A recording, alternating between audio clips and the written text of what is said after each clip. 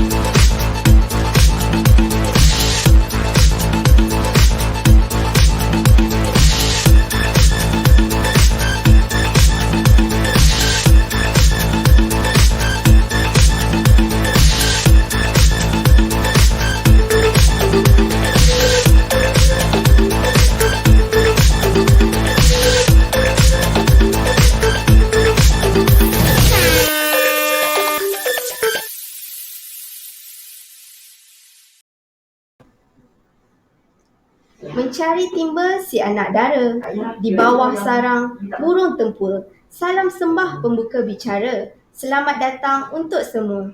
Assalamualaikum warahmatullahi wabarakatuh dan selamat sejahtera kepada semua penonton bengkel pada hari ini. Bertemu lagi kita dalam bengkel hujung minggu dalam bulan Mac yang bertajuk Sindrom Down, Potensi dan Mandiri ke Arah Inklusiviti. Saya, Ilya Syamimi binti Sulaiman selaku moderator anda pada hari ini sepanjang program ini berlangsung.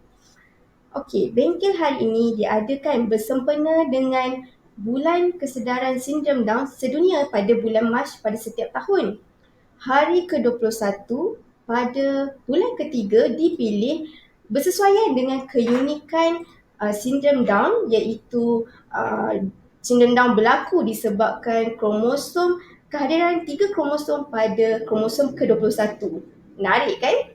Okay, jadi hari ini adalah hari untuk kita tingkatkan kesedaran kita terhadap individu sindrom Down.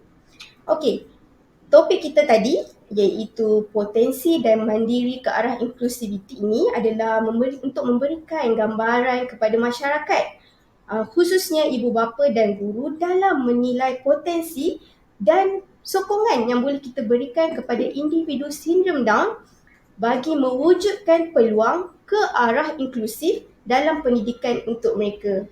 Jadi, tanpa membuang masa lagi, mari kita berkenalan dengan dua panel kita yang hebat pada hari ini.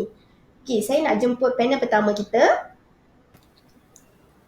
Okey, panel pertama kita, Puan Ida Adila binti Masman yang merupakan seorang pegawai pemulihan cara kerja dari Hospital Rembau. Hai Puan Ida. Hai Cici Ilya. Hai, Puan Ida sihat? Alhamdulillah sihat.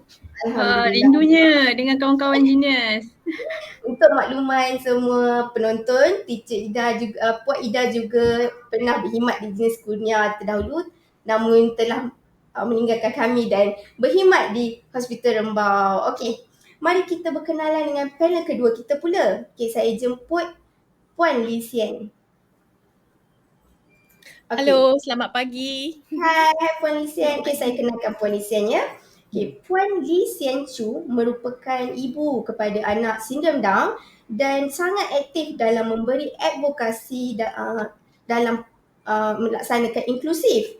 Dan beliau mempunyai sepasang anak kembar lelaki dan perempuan di mana anak perempuan beliau merupakan sindrom Down dan anak lelaki beliau pula adalah kanak-kanak tipikal. Betul Puan? Betul. Terima kasih kepada tim di Genius Kurnia kerana sudi menjemput saya untuk mengambil bahagian dalam sesi yang bermakna ini. Selain Miss Ilya dah explain, saya punya anak pun anak kacukan. Dia saya punya suami dia orang Malaysia tapi orang keturunan India. So inclusivity ini dia bermakna kepada saya dalam berbagai jenis lapisan. Faham? Oh, menarik Puan. Okey, saya ada lagi satu info menarik pada hari ni tau. Okey, kedua panel kita iaitu Puan Ida dan Puan Lee Sien mempunyai anak kembar. Tahniah. Okey, siapa yang nak use anak kembar boleh PM tepi ya. Okey, sebelum memulakan bengkel pada hari ini, suka untuk saya ingatkan yang penonton boleh meninggalkan soalan pada ruangan chat dan soalan-soalan ini akan kami bincangkan di akhir sesi nanti. Okey? Manakala pautan pendaftaran dan e-sijil akan diberikan pada akhir perkongsian nanti. Jadi semua boleh dengar sehingga ke hujung forum inilah. Okey? Okey, berbalik kepada topik kita iaitu sindrom Down. Selalu kita kata anak sindrom Down ni anak yang istimewa kan? Tahu tak kenapa? Sebab anak sindrom Down ni ada lebih kromosom dari kita. Menarik kan? Okey, jadi untuk kita ketahui lebih lanjut mengenai sindrom Down ni, kita nak jemput panel kita yang pertama. Okey, Puan Ida, boleh tak Puan Ida jelaskan sedikit mengenai sindrom Down dari sudut saintifik? Okey, silakan. Okey, bismillahirrahmanirrahim. Assalamualaikum dan selamat pagi. Terima kasih kepada Puan Moderator, Puan Ilya. Cantik hari ni ya, berseri-seri. Puan pun. Okey, saya ucapkan tahniah kepada semua penonton live kita hari ini. Tahniah kerana anda semua adalah ibu-ibu yang hebat, cikgu-cikgu yang hebat, pendidik-pendidik yang hebat kerana anda semua berada bersama-sama dalam satu sesi perkongsian ilmu. Alhamdulillah. Okey, pertamanya saya sangat rasa gembira lah selepas hampir rasanya dalam 5 bulan kot meninggalkan Genius Kurnia. Hari ini Genius Kurnia menjemput saya untuk satu sesi perkongsian lah. Okey, berbalik kepada soalan yang Puan Ilya tanyakan berkenaan ciri-ciri fizikal dari segi kesihatan, dari segi aspek kognitif untuk kanak-kanak sindrom Down. Okey, pertamanya kita kena faham yang penyakit sindrom Down ni adalah disebabkan terdapat ekstra kromosom pada kromosom ke-21. Jadi keadaan ini turut dipanggil sebagai trisomi 21 lah. Itu yang specialnya kanak-kanak sindrom Down ni. Secara kebiasaannya kita semua akan ada 2 sahaja untuk setiap bilangan kromosom. Tapi mereka ada ekstra, ada satu lebih. Okey, jadi dari segi istilah sindrom Down ni, sindrom itu dia merujuk kepada sekumpulan tanda ataupun ciri-ciri yang kita boleh nampak pada anak itu. Okay. Dan Down itu, Down tu apa pula kan? Okay. Down itu adalah nama yang diambil sempena seorang doktor, iaitu Dr. Langdon Down, di mana doktor ini yang telah menjelaskanlah berkenaan dengan sindrom Down ni pada tahun sekitar 1866 macam itulah. Dia punya sejarah Okey. Jadi di situlah wujudnya nama penyakit ini iaitu sindrom Down. Okey. Jadi kalau secara ringkasnya penyakit sindrom Down ni kalau kata macam mana kita nak tahu anak itu boleh disahkan sebagai sindrom Down, dia boleh dikesan seawal sebelum dilahirkan lah. Maksudnya semasa dalam kandungan pun kita dah boleh nampak lah. Antaranya kalau ibu itu menjalani imbasan ultrasound kan, biasa setiap bulan kita ada medical check up. So kadang-kadang kita dah boleh nampak ada abnormality lah pada result scan tersebut. Dan selepas pada itu mungkin doktor akan jalankanlah beberapa ujian yang lebih terperinci. Antaranya dia mengambil sampel darah, dia mengambil sampel darah daripada tali pusat ataupun mengambil analisis air ketuban. Jadi daripada situlah yang menentukan dan mengesahkan anak yang dikandung itulah anak sindrom Down ataupun tidak. Okey. Bercerita pasal ciri fizikal anak-anak sindrom Down ni. Okey. Selalunya mereka ni memang mudah kita kenal, mudah kita perasan lah. Kalau kita kat mana-mana kat tempat awam pun ciri dia senang dilihat. Okey, antara ciri yang senang dilihat tu mereka ni kebanyakannya bersaiz kecil. Tubuh mereka kecil dan saiz kepala mereka pun agak kecil dan raut wajah mereka pun dia punya muka tu sedikit rata dan kadang-kadang dia punya lidah tu ada sedikit terjelil lah disebabkan masa-masa di bahagian muka tu kurang kuat kan. Okay, dan kalau tengok pun jari-jari mereka, jari tangan, jari kaki dan kadang-kadang leher mereka pun ada sedikit pendek lah. Okay, so memang kalau kita kata nak mengenali anak-anak autism ni, anak-anak Down syndrome ni sangat mudah lah. Kita boleh nampak dari segi fizikalnya. Okay. Selain daripada ciri fizikal, selalunya anak-anak sindrom Down ni dia akan hadir lah bersama dengan masalah-masalah kesihatan lain lah. Contohnya yang kebiasaannya yang berlaku adalah masalah jantung, congenital heart problem, kecacatan pertumbuhan perut. Oh ya, kalau ada siapa penonton-penonton yang ada lihat baru-baru ni ada satu selebriti kita kan yang berkongsi kan, Tuan Faizal Tahir. Dia berkongsi macam mana dia mendapat tahu yang anak yang dikandung oleh isterinya itu adalah anak sindrom Down. Samalah, dia nampak ada ciri-ciri dari segi dari segi kecacatan daripada pertumbuhan perut dia. Dia ada intestinal atresia. So selain daripada masalah yang itu, kebanyakan mereka akan ada masalah pertumbuhan yang lambat lah. Akan ada developmental delay, ada masalah pendengaran, masalah penglihatan, kemudian ada juga gangguan-gangguan dari segi pengeluaran hormon lah untuk kanak-kanak sindrom Down. Okay. Dan seterusnya kalau kita tengok dari segi kognitif lah, perkembangan kognitif mereka, mainly mereka ni akan masalah mereka lebih kepada pembelajaran dan cara untuk berfikir. Okey, dan mereka kebanyakan mereka anak-anak Down syndrome ni level dia adalah antara mild to moderate. Jarang kita nampak dia akan pergi kepada severe. Okey, so kalau kita kata mild to moderate tu mild to moderate maksudnya mereka ni boleh dilatih lah. Boleh dilatih, boleh diajar. So nanti kita akan tengok macam mana kita nak latih, macam mana kita nak ajar, macam mana kita nak libatkan anak-anak sindrom Down ni, nak inklusifkan mereka dalam kehidupan harian kita. Tak kisah dalam sebarang aktiviti masyarakat ke, dalam aktiviti sekolah ke, apa sekalipun mereka boleh libat sebenarnya. Okay, so apa yang kita boleh katakan, walau banyak mana sekalipun lah isu dalam anak-anak sindrom Down ni, mereka sebenarnya masih boleh belajar, masih boleh mengambil peluang lah, melibatkan diri dalam aktiviti yang sama seperti kanak-kanak tipikal yang lain. Tak ada beza pun. Walaupun ciri mereka lebih menyelah, tetapi dari segi keupayaan untuk mereka terlibat bersama anak-anak tipikal lain tu adalah sangat digalakkan dan mereka memang boleh. Jadi mungkin nanti lepas ni kita boleh tengoklah macam mana Ibu Lisian libatkan anak dia dalam aktiviti sama seperti kanak-kanak tipikal lain. Itu saja daripada saya untuk kali ni. Okey, terima kasih Puan Ida atas penjelasan tadi. Okey, kita dah perkenalan dengan ciri individu sindrom Down. Okey, saya nak tanya penonton, perasan tak? Kita selalu jumpa individu sindrom Down ni ceria je kan? Diorang ni ramah sangat, betul tak? Okey, so kita nak berkenalan pula dengan anak Puan Lisian melalui Puan Lisian lah, iaitu Isha. Okey, kita nak jemput panel kita yang kedua. Okey Puan, saya nak tanya. Okey, panel kita yang kedua. Okey, Puan, boleh Puan ceritakan perkembangan pendidikan Isha setakat ni?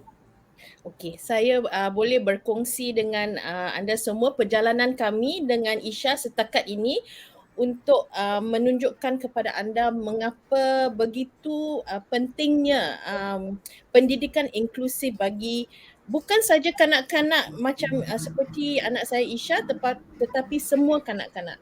Okay, saya akan share sedikit slide tentang topik ini ya. Okay, let me just share my slides. Okay. Okay, boleh nampak tak? Boleh nampak Boleh Puan. Okay, boleh ya. Okay. Sorry, and mula-mula saya nak minta maaf dulu sebab saya punya BM bukan begitu fasih. So I just yang skrip saya yang biasa saya kena guna sedikit Google Translate here and there. So kalau ya ke? Tak apa Puan. Guna bahasa yang Puan selesa. Siapa pun boleh. So saya seorang ibu kepada anak kembar. Seorang tadi Miss Ilya dah kata seorang anak perempuan dengan seorang anak lelaki. Dia akan menyambut hari jadi yang ke-9 pada bulan Jun yang akan datang. So Isha merupakan seorang kanak-kanak dengan sindrom Down dan adik kembarnya Akash adalah kanak-kanak yang neurotypical, yang biasa.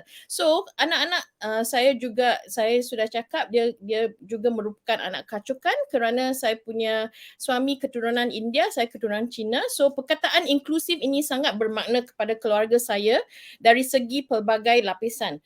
Hari ini saya ingin berkongsi dengan anda perjalanan kami dan kami ingin membantu orang ramai memahami mengapa mereka patut mementingkan pendidikan inklusif dan membina suatu masyarakat yang lebih inklusif.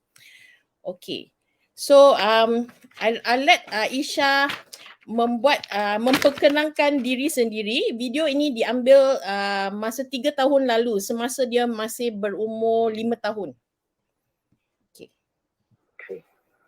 My name is Isha Lakshmi Minhoy Aya.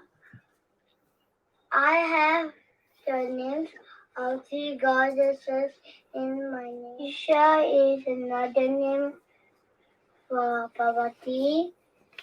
Lakshmi is the goddess of wealth. Min Oi means knowledge in Chinese. Saraswati is the goddess of knowledge. I am proud to have the best of Chinese and Indian cultures in my name. Okay. So masa tu dia mula-mula baru mula membaca sendiri, so dia boleh baca skrip untuk memperkenalkan diri sendiri. So our journey so far is like this. Bila ini gambar mula-mula bila dia baru keluar dari saya my tummy. Okay, so mengetahui bahawa bayi anda yang baru lahir akan berbeza dengan kanak-kanak biasa yang lain adalah satu perkara yang sangat berat ditanggung. Semasa Isha dilahirkan 2013, kami tidak tahu apa yang perlu dilakukan dan apa yang boleh kami mengharapkan untuk dia. Hasil search di laman Google selalu membawa kandungan yang menimbulkan banyak rasa macam salah tanggapan tentang sindrom Down. Kebanyakan kandungan ada dalam talian memfokuskan pada gejala dan stereotip perubatan yang mengenai sindrom ini. So enjin carian malangnya tidak segera membawa kami ke esei yang boleh menaikkan semangat kepada blog yang menaikkan semangat ibu bapa kepada anak kurang upaya. Kalau awak ada seorang anak kurang upaya, you must have read this essay called Welcome to Holland. If you haven't read it, you can search it, Welcome to Holland. Dan laman seperti ada laman yang dalam bahasa Inggeris dia punya title The Mighty yang berkongsi banyak kisah inspirasi hangat keluarga yang serupa dan dengan ada individu dengan sindrom Down dan juga lain disability. So yang cerita-cerita itu dia akan macam memberi awak inspirasi because actually they show that a lot of these children and individual they defy their diagnosis. You can have all these typical symptom tetapi you don't have to be defined by it. Okay, so kami sebenarnya mempunyai begitu banyak impian awal tentang bagaimana anak kembar kami akan membesar bersama-sama. Jadi bila kami mengetahui semua kesusahan yang mungkin dihadapi oleh Isha berbanding dengan adik kembarnya adalah sangat sukar dan it was very heartbreaking for us. And actually I nangis setiap hari untuk beberapa bulan yang pertama. And I berasa sedih untuk diri saya sendiri dan juga untuk anak saya. Saya sangat macam tidak selesa lah dengan gelaran baru saya ibu kepada anak kurang upaya. So I menyangka bahawa hidup saya akan penuh dengan isu Down syndrome. Tapi saya pun rasa macam sangat bersalah kerana rasa sedih tau. So I felt very guilty and then tapi apabila saya semakin matang sebagai seorang ibu dan mendapat lebih banyak pengalaman sebagai ibu kepada anak macam dia, saya belajar bahawa saya rasa sedih ini bukan kerana saya tidak sayang anak saya. Sebenarnya saya sangat menyayangi dia. So saya menyedari lepas tu bahawa kesedihan yang saya rasakan adalah kerana saya takut dan bimbang bagaimana masyarakat akan memandang dia, macam mana orang akan melayan dia. Sangat bimbang sama ada dia akan menerima akses dengan sokongan yang diperlukan untuk membesar dan belajar dengan baik sama seperti dengan kanak-kanak yang lain, seperti saya punya anak lelaki.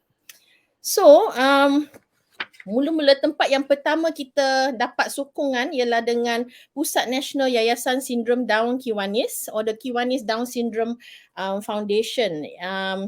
And dia actually tahun ni dia akan menyambut ulang tahun ke-33. So ia merupakan macam talian hayat kepada kita, kepada kami masa tu.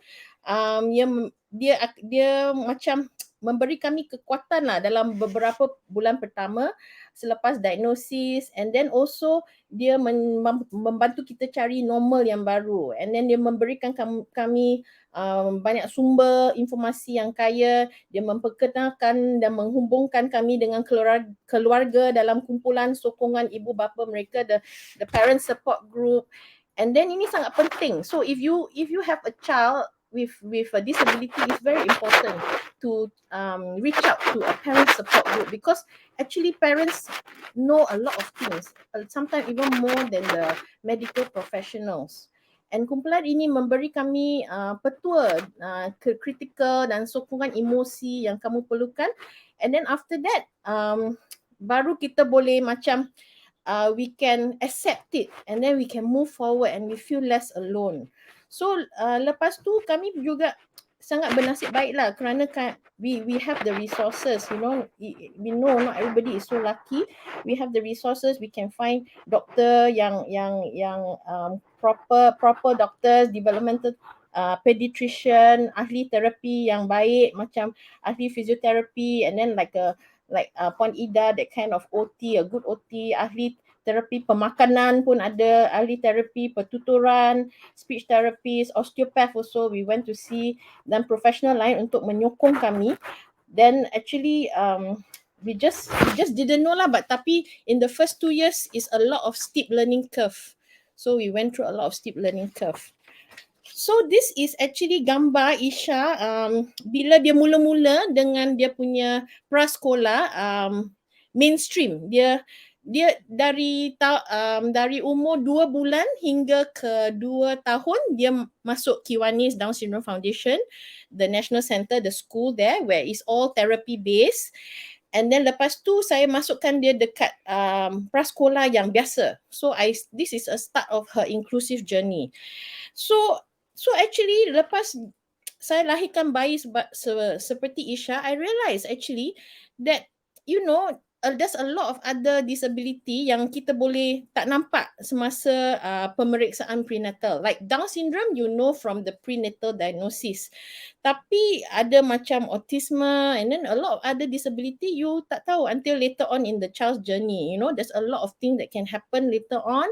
And then also you tengok macam crisis global COVID-19, you can see that it shows that penyakit pun tidak mendiskriminasi. So you boleh jadi sakit pun boleh dapat sedikit kecacatan sometimes, and then also like kemalangan sometimes can happen to people, you know.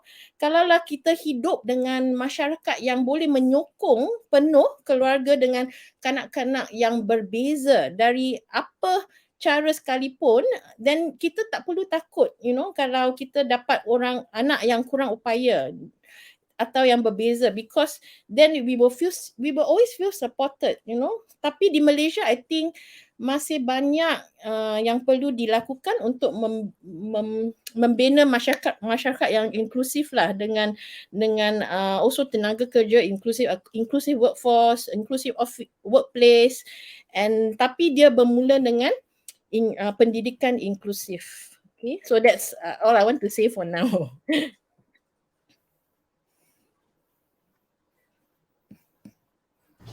Okey. Terima kasih Puan Lisian atas perkongsian tu. Wah, sangat comel lah adik Isha. Okey, saya pujilah Puan Lisian atas usaha Puan dalam memberi pendidikan dan terapilah kepada Isha supaya dia boleh meningkatkan potensi dia sehingga ke hari inilah. Tahniah buat Puan Lisian. Okey, selalu juga saya dengar orang kata anak saya ni lain sikit lah. Dia tak boleh buat macam budak-budak biasa buat. Betul tak? Saya pasti penonton pun pernah dengar baik-baik ni kan. Okay, jadi saya nak tanyalah dengan Puan Ida. Kita nak jemput panel pertama kita tadi balik. Kita nak tanya soalan. Okay, Puan Ida, boleh tak Puan Ida kongsikan salah tanggapan masyarakat kita ni terhadap sindrom Down? Silakan. Okay, terima kasih untuk soalan tersebut.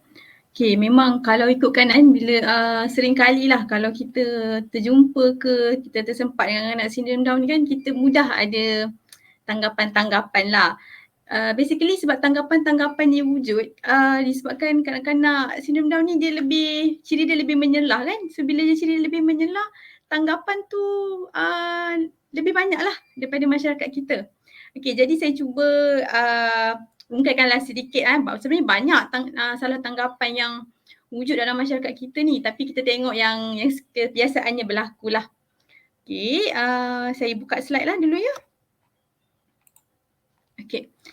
So, ini adalah antara 8 lah yang saya pilih salah tanggapan yang sering berlaku yang kita hanya terhadap kanak-kanak sindrom Down. Yang pertamanya, kalau kita tengok sering mereka ni dianggapkan tidak boleh aktif ataupun berada dalam komuniti. Jadi hidup mereka ni hanya perlu dalam rumah je dengan ibu bapa, dengan adik-beradik. Itu sahaja. Kalau nak keluar dengan aktiviti kemasyarakatan, kenduri-kenduri ni, dah mula dah, tak boleh dah. Orang dah pandang lain macam tu. So sebenarnya tidak Mereka ni, mereka ni boleh berada di komuniti, boleh berada bersama anak tipikal lain, boleh jalankan aktiviti seperti biasa di luar rumah ataupun di mana-mana tempat sekalipun. Malah mereka memang sangat digalakkan untuk aktiviti-aktiviti yang melibatkan sosial, melibatkan komuniti ni. Jadi sama seperti kanak-kanak tipikal yang lain, jadi kanak-kanak Down syndrome ni pun dia tak terkecuali lah. Kalau aktiviti-aktiviti kat sekolah kan, ada perhimpunan, takkanlah kita nak kata anak-anak Down syndrome ni tak boleh masuk perhimpunan kat sekolah, kena duduk dalam kelas je. Tak boleh macam tu. Anak-anak Down syndrome ni tak boleh makan kat kantin, dia kena makan dalam kelas je. Macam tu, tak boleh lah. Okay, jadi mereka ni sama, mereka boleh apa saja anak-anak tipikal buat, mereka pun boleh buat. Jadi yang memainkan peranan kat sini adalah sokongan ibu bapa dan orang dewasa. Jadi kita kena pandai cari peluang, kita kena cari peluang dan cipta peluang untuk anak tu supaya mereka sentiasa berada di komuniti dan berpeluang untuk lakukan apa sahaja yang anak-anak tipikal boleh lakukan. So kita tak boleh downgrade lah anak-anak Down syndrome ni punya capability. Kita kena bantu mereka supaya mereka ni boleh berfungsi sama macam anak-anak tipikal yang lain. Alright. So yang seterusnya, tanggapan seterusnya, ada yang berkata, anak-anak sindrom Down ni bukannya boleh baca pun, tak boleh menulis pun. Kalau hantar sekolah pun sama je. Macam tu. Tengok anak Puan Lisiam boleh membaca kan? Tengok. Tak, mereka boleh. Cuma kita perlu tahu apa strategi yang kita boleh gunakan untuk anak-anak Down syndrome ni. Macam mana nak ajar mereka membaca? Macam mana, apa approach yang cikgu boleh gunakan di sekolah? So approach yang betul, approach yang tepat, yang bersesuaian dengan anak Down syndrome ni, itu yang membantu meningkatkan potensi mereka. Jadi kita tak boleh pukul rata lah, mereka ni tak boleh baca, tak boleh menulis, tak boleh. Okay. Kemudian ada yang kata, mereka ni kalau pergi sekolah ke, pergi intervensi ke, perkembangan dia plateau je. Tak banyak pun perubahan nampak. Sama je daripada kecil sampailah ke besar. Itu sahaja. Tak ada. Okay tak? Perkembangan mereka, okay. Basically orang kata proses pembelajaran baik anak tipikal maupun anak Down syndrome ni adalah satu proses orang kata proses sepanjang hidup. Pembelajaran adalah proses sepanjang hidup. Jadi sekiranya lah berlaku regress ataupun plateaunya perkembangan anak tu, okay, ini adalah lebih berkemungkinan disebabkan oleh strategi pendidikan itu ataupun intervensi itu tak bertepatan lah dengan keperluan anak tu. Bukan kata anak tu tak mampu, tapi strategi kita tu yang tak kena dengan anak tu. Sebab itulah anak-anak tu boleh regress ataupun anak tu mungkin perkembangannya plateau saja. Kadang-kadang masalah macam ni pun anak-anak tipikal pun kita boleh nampak kan, ada je yang plateau. So kita tak boleh nak kata anak Down syndrome saja, tapi kita kena tengok semula lah apa strategi yang kita dah apply pada anak tu, apa yang menyebabkan dia plateau. Alright. Kemudian ada tanggapan yang berkata, bila anak-anak Down syndrome ni meningkat dewasa lah, dah besar kan, ragu-ragu dah ni, boleh ke nak hidup berdikari? Boleh ke nak dapat pekerjaan? Okey, kalau kita tengok semula kan, kebanyakan mereka punya cognitive level adalah between mild to moderate. Mild to moderate ni masih boleh diajar. Okey, mungkin akan ada masalah dari segi masalah, contoh daya ingatan dia yang lebih, daya ingatan dia yang lebih rendah kan. Jadi tapi benda-benda tu boleh diatasi dengan sokongan-sokongan yang sepatutnya. Okay, so mereka boleh bekerja berdikari seperti anak-anak lain. Kalau kita tengok pun, kalau sekarang pun ada tempat-tempat ataupun majikan-majikan yang menerima anak-anak Down syndrome kan, macam yang saya pernah nampak McDonald, KFC, dan saya pernah baca satu kisah anak Down syndrome yang bekerja di pusat asuhan. Pusat asuhan tu, pusat asuhan tu kalau tak salah saya dia pun ada menjaga anak-anak Down syndrome. Jadi dia ni adalah anak-anak Down syndrome dewasa, dan dia menjaga, dia boleh tidurkan baby-baby tu, dia boleh swap makan. You know that Down syndrome macam ni, dia sangat lovable tau, dia sangat penyayang kan. So bila saya tengok dia boleh tidurkan baby, dia boleh pujuk, boleh main tu, saya rasa macam comelnya. Dia sendiri pun boleh handle that kind of situation, dia boleh buat dengan guide daripada rakan sekerja dia lah. Okay, kemudian apa yang saya nak tekan kat sini, apa yang penting untuk anak Down syndrome ni, kita perlulah beri mereka terapi seawal mungkin, diikuti dengan latihan-latihan vocational bila dia meningkat remaja, meningkat dewasa. Itu yang akan membantu mereka untuk survival skill akan datanglah, untuk bekerja, untuk mendapatkan mata pencarian. Okay. Kemudian kita tengok lagi apa lagi tanggapan yang selalu sangat berlaku dalam masyarakat kita. Okay. Ada yang mengatakan mereka ni tak mampu menjalinkan hubungan dan membina keluarga. Saya pernah pergi ke satu tempat ni, dan dalam tempat tu memang ada penghuni Down syndrome yang berkahwin dengan penghuni Down syndrome yang sama, yang penghuni kat situ. So saya rasa macam kan tak mustahil benda tu. Mereka mampu menjalankan kehidupan ataupun membina keluarga seperti orang lain. Right. Kemudian dari segi ada yang berkatalah mereka mempunyai masa perkembangan kognitif yang sangat teruk. Tidak. Kebanyakan mereka mild to moderate, masih boleh belajar, masih boleh membaca. Ada yang begitu mahir dalam kemahiran teknologi. Begitu orang cakap apa? Begitu adalah kemahiran-kemahiran yang mereka yang kadang-kadang kita tak mahir, yang tipikal pun tak dapat buat, tapi mereka lebih mahir daripada kita untuk kemahiran-kemahiran tertentu lah. Tanggapan yang seterusnya yang selalu kita, yang ni mungkin tanggapan yang macam ada yang kata sindrom Down ni boleh diubati kan. Tetapi kita perlu terimalah yang sindrom Down ni adalah satu condition yang tidak boleh diubati. Tapi apa yang penting adalah kita melihat kepada potensi anak sindrom Down itu. Sebab mereka ada potensi. So kalau dari segi potensi itulah yang kita kena kilap dan kita nak dia diterima dalam komuniti dan berada bersama-sama dalam komuniti untuk masa depan mereka lah. Dan yang terakhir ada yang cakap anak-anak Down syndrome ni sekolah dia sepatutnya sekolah khas je. Maksudnya dalam tu semua Down syndrome je lah. Dia tak boleh dah dengan orang lain. Ataupun kita kata pendidikan khas segregasi lah kan. Dia berasing je. Dia tak boleh dah campur. Tidaklah.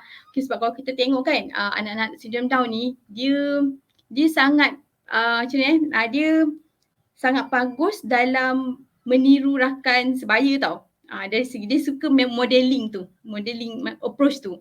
So kalau dia tengok rakan-rakan sebaya atau orang tipikal, dia suka imitate. Jadi bila itu adalah kelebihan dan strength, kenapa kita perlu asingkan? Sebab itulah macam yang Puan Lysium buat kan, macam mana dia begitu orang cakap sebolehnya nak anak tu diinklusikan. Sebab dia tahu anak Down syndrome ni dia punya kekuatan tu, dia mampu untuk imitate. Dia suka benda-benda yang boleh jadikan dia modeling ni, dia akan tiru. Macam tu. Alright. Okay. Itu sahajalah kalau untuk tanggapan yang saya boleh share dengan tuan-tuan dan puan-puan hari ini. Semoga kita pun mula hari ini bolehlah berfikiran yang baru, mempunyai tanggapan-tanggapan yang barulah untuk anak-anak sindrom Down. Okey. Terima kasih Puan Ida atas explanation tadi. Cuma saya tambah sikit. Tadi Puan Ida saya dengar Puan Ida sebut beberapa kali plateau tu. Boleh Puan Ida beritahu plateau tu macam mana? Okay. Plateau tu maksudnya ni mendata lah.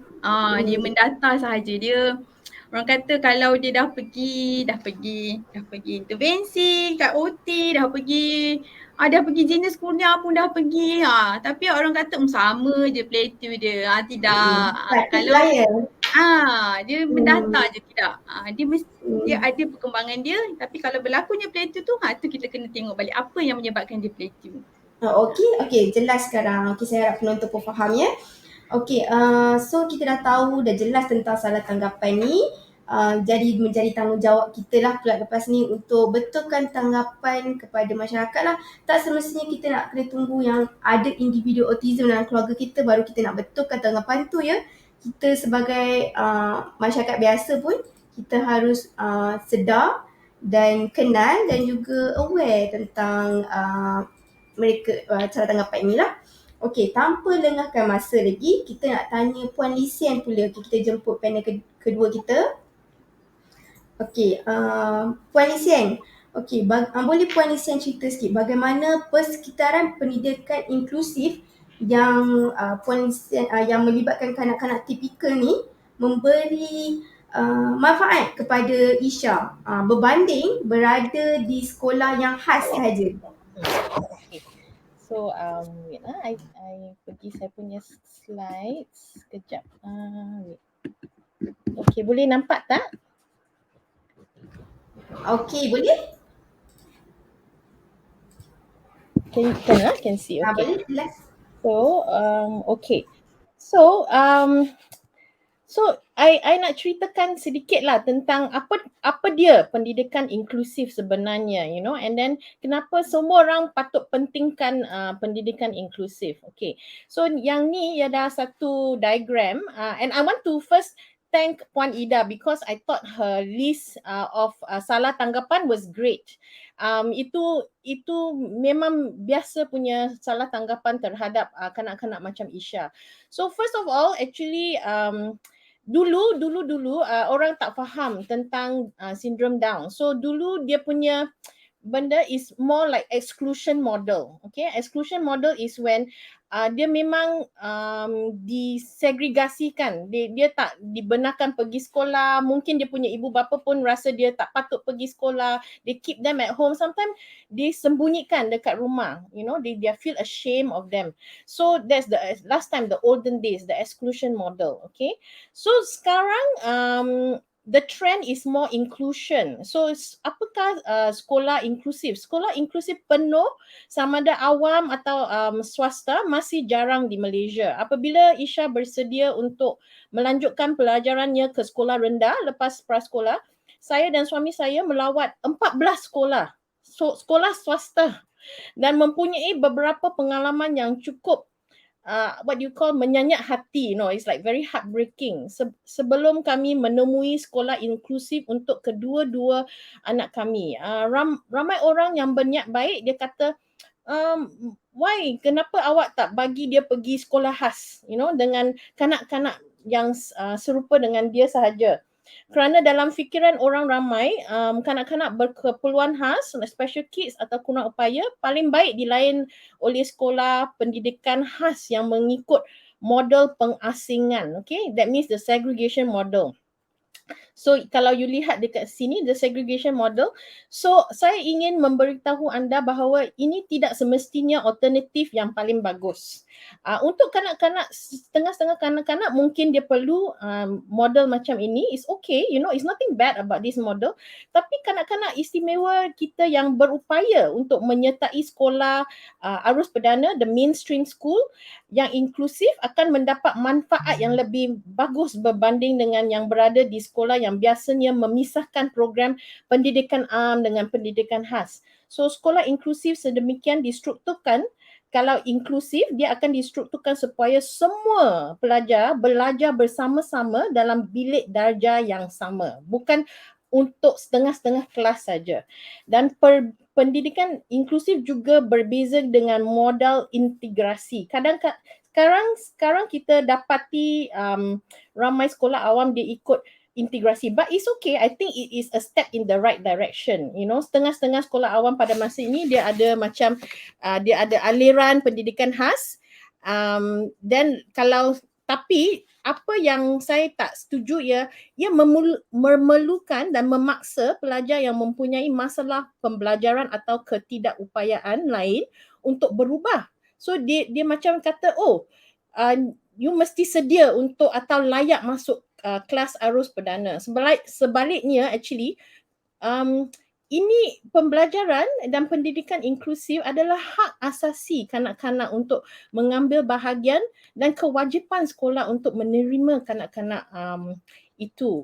So actually it is the child's right, and it is the school's duty and the government's duty to provide this kind of thing. But it's okay, integration is a step in the right direction. Kalau you lihat in some progressive countries now, they have more inclusion model where all the children dia dalam kelas yang sama dia ada satu macam cikgu bantuan untuk tolong macam include the child into more and give the child more access to a lot of the general subjects. Okay, so this is Ishan and Akash, my children's first day in primary school. So macam mana, mengapa pendidikan inklusif akan menghormati kebolehan semua kanak-kanak? Bukan hanya saja kanak-kanak yang kurang berupaya. Semua kanak-kanak akan mendapat manfaat. Sudah tentu pendidikan inklusif banyak memberi manfaat kepada kanak-kanak berkeperluan khas seperti Isha, kerana dengan melihat bagaimana kanak-kanak, like what Puan Ida said, they mirror a lot of behavior of normal children dengan melihat bagaimana kanak-kanak biasa bergerak, bermain, bercakap, berinteraksi antara satu sama lain. Isha kami dia dapat belajar bagaimana untuk berintegrasi dalam masyarakat yang biasa. Sesuatu yang hanya buku dengan cara pembelajaran biasa dia tak boleh mengajarnya. She needs a lot of life experiences. Kertas puan ni kot. Kertas puan berbunyi tadi. Oh. Sorry. Okay. So, ramai orang telah komen dia sekarang seperti kanak-kanak biasa. Tindakannya, pergerakannya, percakapannya, itulah kuasa pendidikan inklusif sebenarnya. Dalam persekitaran pendidikan yang inklusif, kanak-kanak bukan saja berpeluang untuk belajar tentang kepelbagaian, diversity, kaum, budaya, fizikal dan juga kepelbagaian neuro. Dengan berinteraksi dengan kanak-kanak yang berbeza dari mereka, tetapi juga mereka juga dapat manfaat, boleh dapat mendapat manfaat daripada sistem yang sebenarnya menghormati semua kanak-kanak yang lain juga. So they have the system actually honors all your children's superpowers, whether it's special or not special, because every children is a special child actually in our eyes as parents. Right? So dalam persekitaran pendidikan inklusif, guru akan mengambil masa untuk mengetahui anak dengan lebih teliti supaya dapat mencari dia punya kekuatan, dia punya kelemahan, apa dia, untuk mengetahui what is the cara belajar yang paling terbaik untuk kanak-kanak kamu.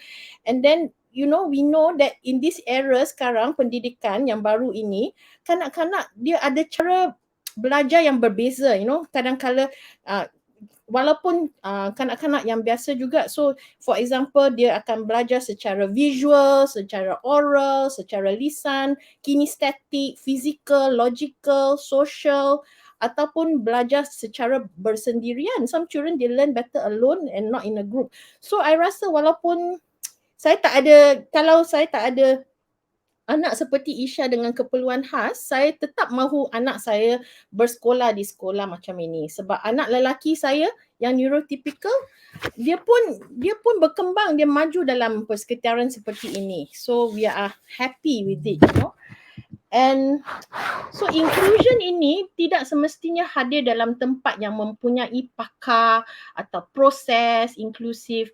Beberapa sekolah yang kami lawati secara eksplisit mempromosikan diri sendiri sebagai sekolah inklusif.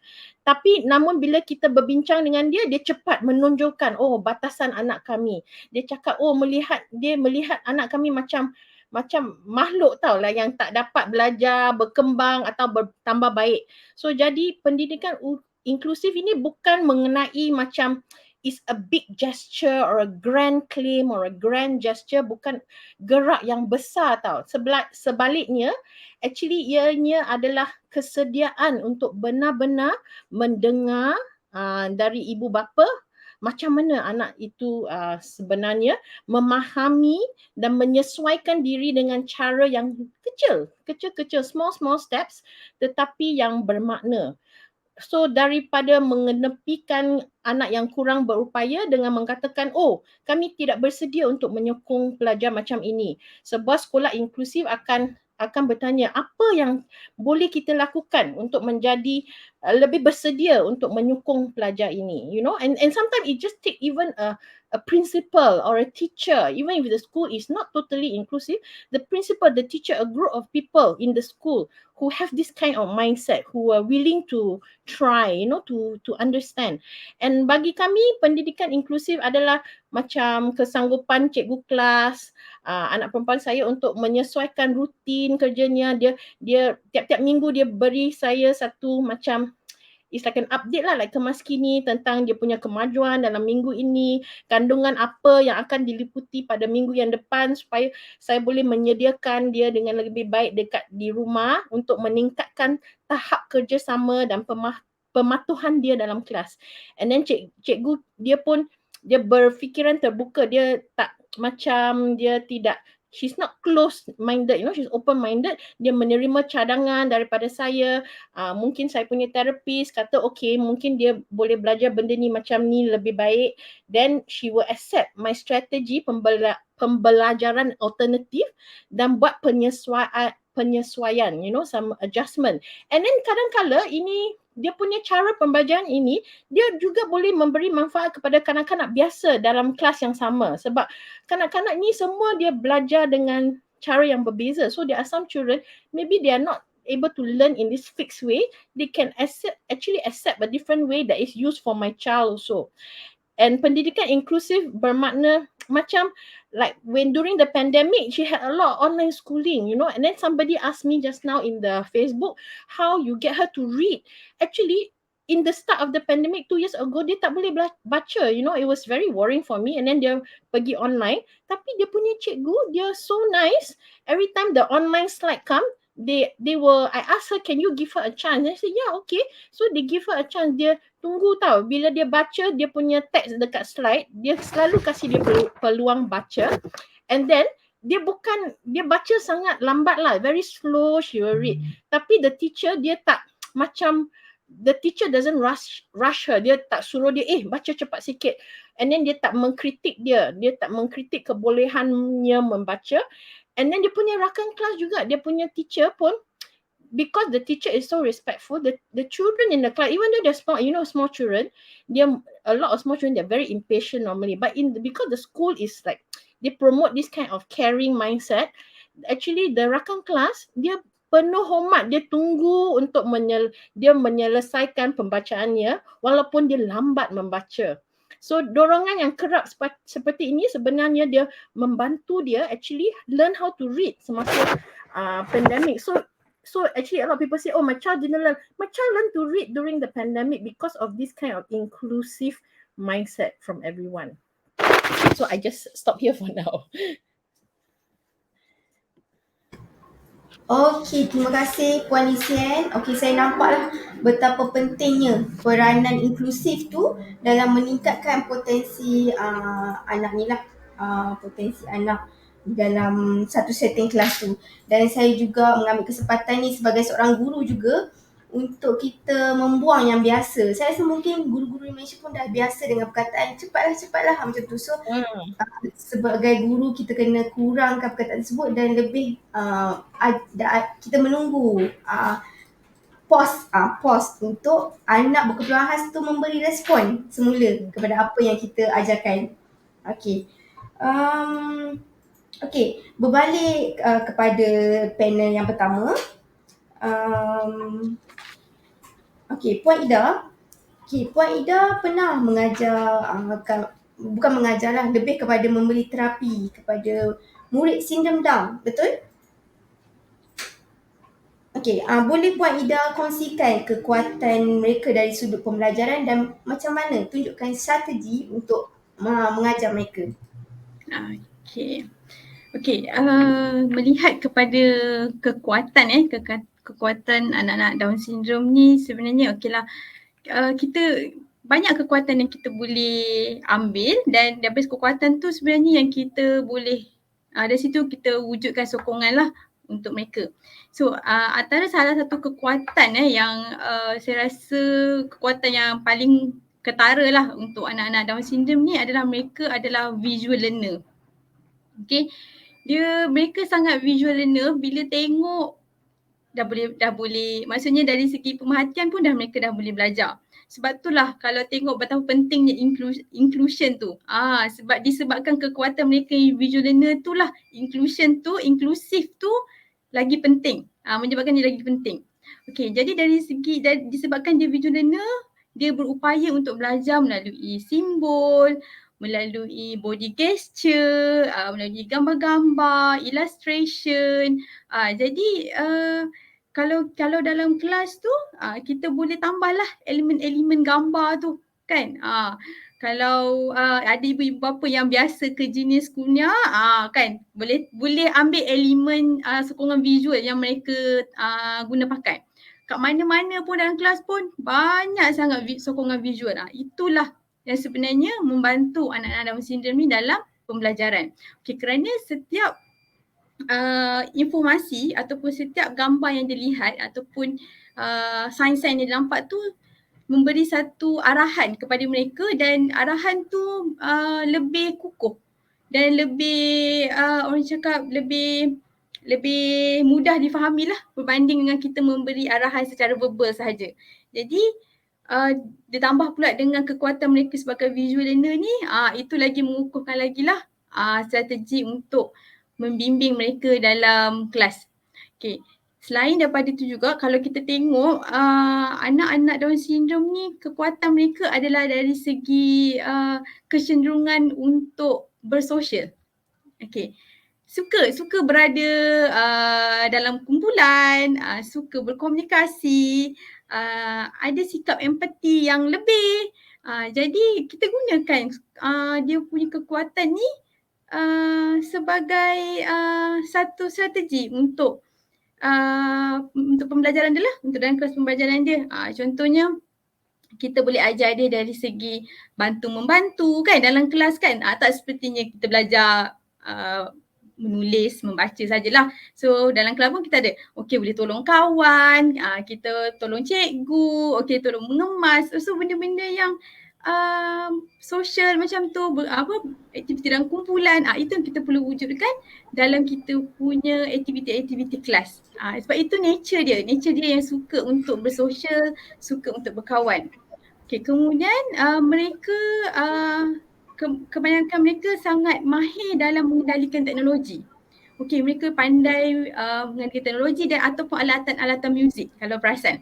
Okey, antaranya kadang-kadang ada yang pandai buat editing, ada yang pandai menggunakan komputer, laptop. Okey, jadi kalau anak Down syndrome tu yalah kita dah terbiasa dengan sistem kita belajar itu perlu menulis menggunakan pensel dan kertas kan.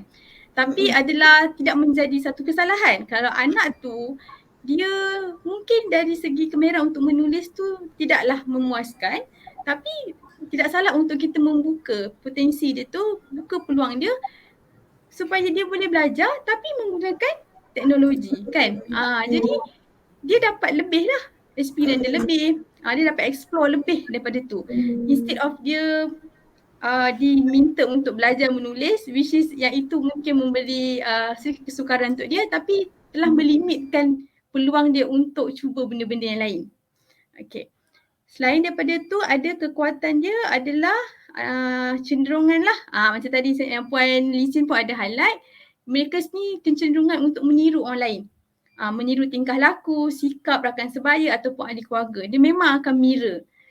Jadi kalau dia berada di inklusif bersama-sama dengan sahabat lain, pergi ke kantin, pergi buat aktiviti, pergi belajar dalam kelas kan, melakukan tugas-tugas dalam kelas, mewarna, menulis, melukis. Jadi dia akan mirror kawan-kawan dia, akan tengok. Jadi itu adalah kekuatan mereka. Jadi kalau kita kata kita asingkan dia, kat mana kita nak guna kekuatan dia yang kebolehan untuk meniru rakan sebaya tu? So kita dah limit kan, kita dah tak guna dah. Kan, sebab dia tengok kawan dia yang sama macam dia, kawan dia pun tengok sama macam dia. Jadi dia tak dapat nak explore benda-benda yang baru lah. Jadi bila berada di kelompok yang lebih besar, yang lebih inklusif, dia berpeluang untuk belajar lebih daripada tu. Okay. Kemudian mereka ni sangat mudah diurus sekiranya sesuatu aktiviti tu telah dirutinkan. Kita telah wujudkan rutin dia dan dan rutin-rutin ni disokonglah dengan strategi yang saya cakap tadi lah, penggunaan visual. Contohnya kalau kat rumah nak ajar dia untuk aktiviti seharian, apa rutin yang dia perlu buat? Nak ajar anak dia perlu tahu dia perlu bangun pagi, mandi, lepas mandi makan, lepas makan dia perlu mungkin buat table activity, menulis ke mewarna, kemudian dia boleh menonton TV. Jadi mereka ni senang diatur sekiranya kita dah wujudkan rutin untuk mereka. Macam tu. Jadi antara strategi-strategi dan yang kita boleh guna untuk menyokong mereka di samping kita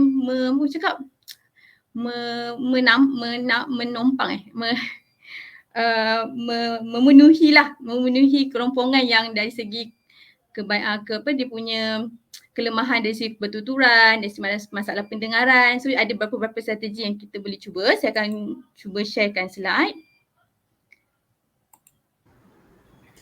Alright. So, kalau kita yang pertama macam tadi saya cakap, gunakan gambar, simbol, ilustrasi seharian dalam kelas untuk aktiviti-aktiviti harian. Contohnya kalau gambar ketandas, kita sediakan satu kad atau gambar ketandas.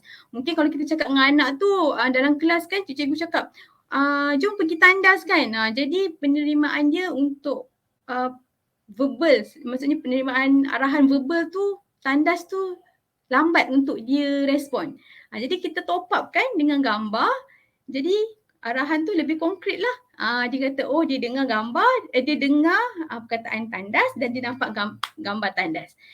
Jadi dia membantu anak-anak ni untuk lebih memahami arahan. Selain tu juga kalau seperti kita tahu yang mereka mempunyai masalah dari segi ingatan mereka sedikit short term memory mereka ada sedikit ni kan terganggu. Jadi kat situ pun kita dah boleh bantu mereka untuk improve lah dia punya short term. Kita sokong kat situ. Bila ada gambar jadinya dia lebih ingat. Dia tahu ini adalah tandas, ini adalah buku, kat mana toys dia. Jadi kat situ dah bantu untuk mengatasi masalah short term memory mereka. Kemudian rutin.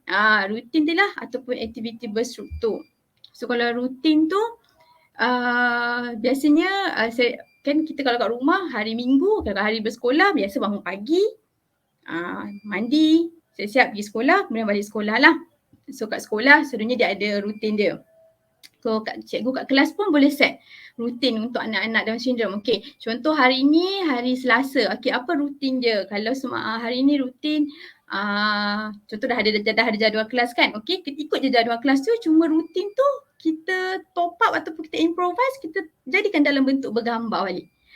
Jadi anak-anak Down syndrome ni dia masuk kelas, dia dah tahu dah. Hari ni nak buat apa. Macam tu. Kemudian gunakan font yang besar atau warna kontra dalam lembaran kerja. Kerana kebanyakan mereka ada masalah dari segi penglihatan. Kadang-kadang ada antara mereka yang terpaksa buat, ada yang tukar lens dan sebagainya kan. Jadi lembaran kerja tu tak bolehlah sama dengan anak-anak lain. Mungkin tulisannya hitam putih kecil kan, tak boleh lah. Jadi kita kena bantu sebab kita nak dia boleh buat tugasan. Jadi kita kena ubah suai lembaran tu supaya bersesuaian dengan kemampuan dia. Maksudnya dia kalau dia boleh buat tapi dengan mungkin tulisan tu kena lebih besar. Warna tu lebih terang, lebih jelas. Baru dia boleh membaca, baru bantu dia untuk menulis ataupun aktiviti-aktiviti lain. Alright. Kemudian antara strategi lain adalah pendekatan inklusif lah. Yang tadi Puan Lee Hsien dah terang. Saya rasa cukup padulah pendekatan yang Puan Lee Hsien tu, dan saya sangat tertarik dengan apa yang Puan Lee Hsien sampaikan, mana saya faham yang inclusion tu dia bukan sekadar kita terima anak tu. Tidak, dia bukan dah terima okey dah sudah inclusion, tak. Inclusion tu adalah boleh dikatakan sikap kita dalam menerima mereka dan macam mana pemikiran kita terhadap mereka. Itu pun kita kena inklusifkanlah juga pemikiran kita, tindak tanduk kita. Kalau kita setakat terima je anak tu tapi pemikiran dan tindak tanduk kita tak inklusif pun, dia tak akan membantu anak tu. Kan? Maksudnya kalau contoh okeylah anak ni kita ambil lah dia masuk kelas membaca.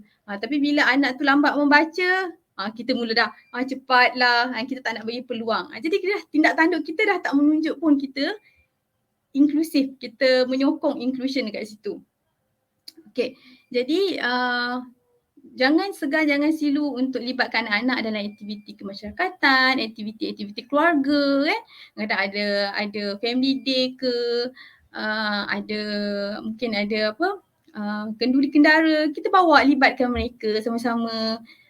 Kemudian kalau macam ada aktiviti di taman ke kemasyarakatan ataupun aktiviti sekolah, kita pun sama-sama libatkan anak. Alright. Yang seterusnya adalah dari sistem ganjaran lah. So mereka ni suka.